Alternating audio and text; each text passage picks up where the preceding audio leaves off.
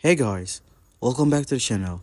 Whether you're here to compare apps, learn something new, or just stay updated, you're in the right place. Let's jump straight into it. Alright guys, welcome back to the channel. Today, I'll show you how to transfer money from Venmo to Cash App in 2025.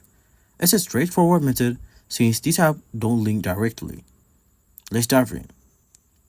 First, open your Venmo app and make sure you have funds available to transfer. Next, tap Transfer to Bank and send your Venmo balance to your linked bank account. This usually takes a few minutes to a day, depending on your bank. Once the money hits your bank, open your Cash App. Tap the Add Cash button and enter the amount you transferred from Venmo.